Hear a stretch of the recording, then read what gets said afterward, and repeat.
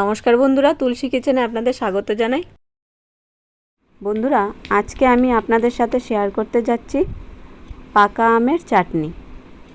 পাকা আমের চাটনি বানানোর জন্য কি কি লাগছে বা কীভাবে করতে হয় চলুন একবার দেখে নেওয়া যাক। প্রথমে আমি আমগুলোকে এক এক করে ভালো করে ধুয়ে নেব।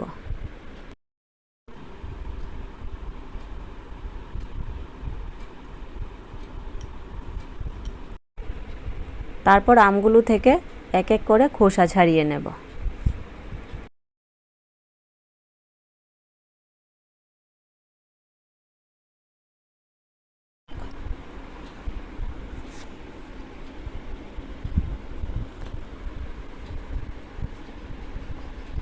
তারপর দেখুন বন্ধুরা, আমি একটা প্লেটে আমগুলোকে খোসা ছাড়িয়ে এভাবে নিয়ে নিয়েছি। এখন আমের আটি থেকে আমগুলোকে ছোট ছোট টুকরো করে কেটে নেব এরকমভাবে। তারপর পাশে একটি প্লেটে বাদাম ভেজে রেখেছি, এগুলো এখন ভালো করে বেটে নেব এবং বাটিতে একটু পরিমাণ মতো জল নিয়ে পেস্ট বানিয়ে নেব। তারপর কড়াইতে 2-3টে তেজপাতা ও একটু মিষ্টি জিরা দিয়ে ভালো করে 3-4 মিনিটের মতো নেড়ে নেব। এখন আমি এগুলোকে পাটাতে নিয়ে একটু ভালো করে গুঁড়ো করে নেব, যা এগুলো পরে মশলা হিসাবে কাজে লাগবে।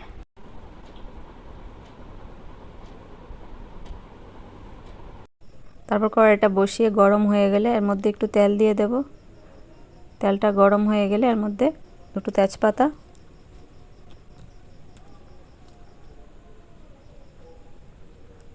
একটা শুকনো লঙ্কা দিয়ে এগুলোকে একটু নেড়ে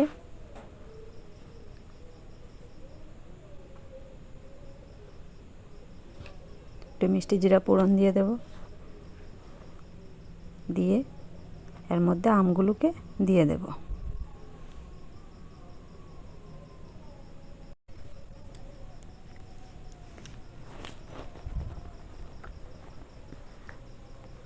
এর মধ্যে একটু লবণ দিয়ে দেব,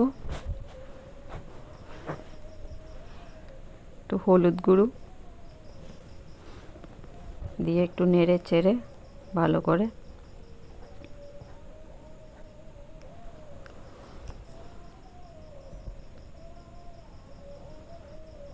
10 মিনিটের জন্য একটু ঢাকনা দিয়ে দেব। 10 মিনিট পর ঢাকনাটা উঠিয়ে ভালো করে নেড়ে নেব। দেখুন আমগুলো ভালো করে সিদ্ধ হয়ে গেছে। এখন এর মধ্যে দিয়ে দেব চিনি পরিমাণ মতো।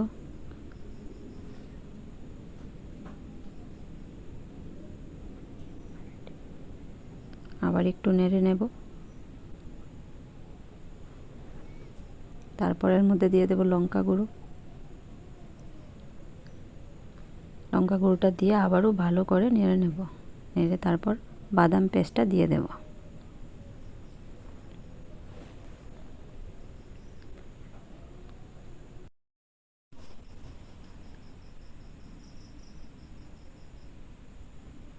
এখন এর মধ্যে একটু জল দিয়ে দেব।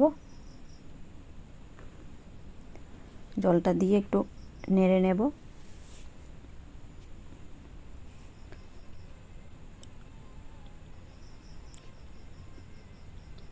এখন দেখুন কি সুন্দর ঘন হয়ে এসেছে। এর মধ্যে দিয়ে দেব আগে থেকে মশলা করে রাখা যেমন তেজপাতা ও মিষ্টি জিরাগুলো দিয়ে দেব। দিয়ে আবারও 5-10 মিনিটের মতো এটা ভালো করে কষিয়ে নেব।